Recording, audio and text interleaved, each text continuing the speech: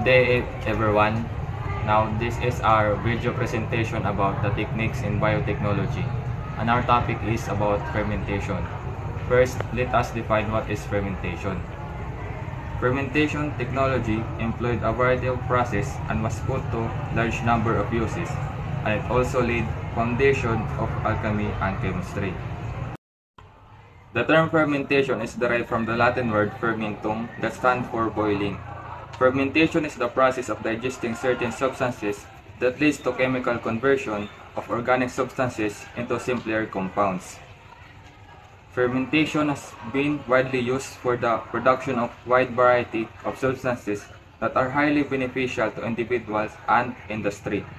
Over the years, fermentation techniques have gained immense importance due to their economic and environmental advantages. Ancient times had been further modified and refined to maximize productivity.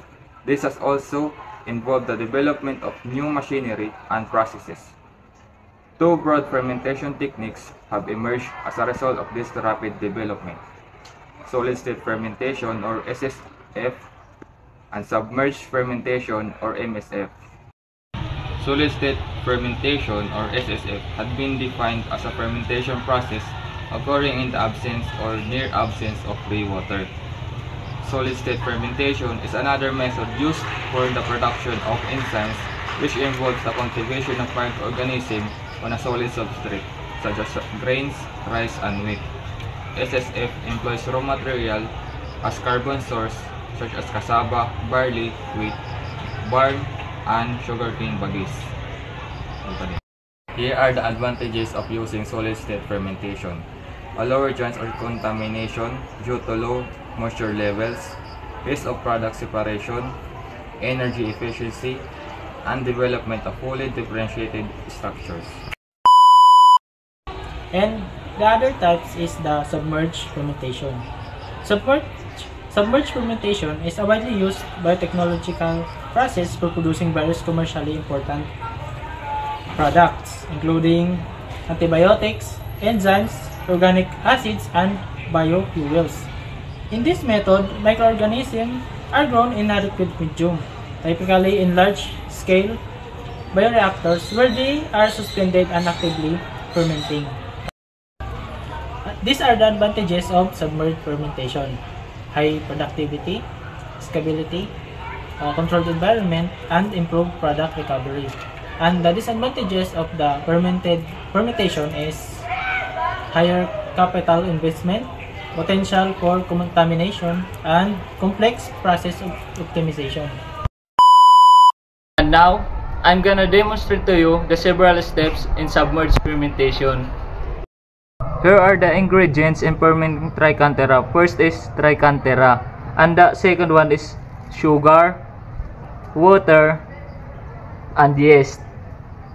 So, first, we're gonna add the yeast to the trichantera and mix it well.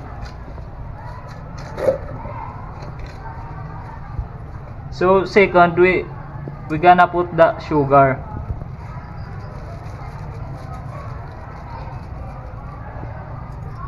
Mix it well, so it gonna combine to the yeast and to the trichantera.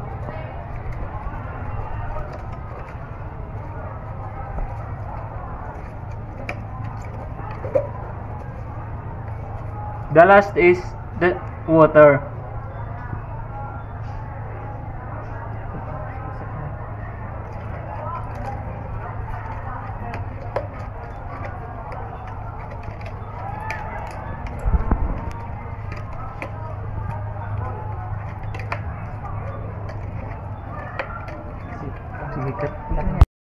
So the last step is to cover the plant material so that it avoid contamination.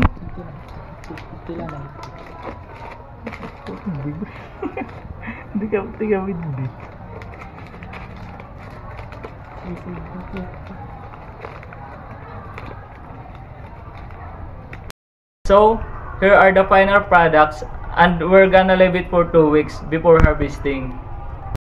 Thank you for watching. See ya.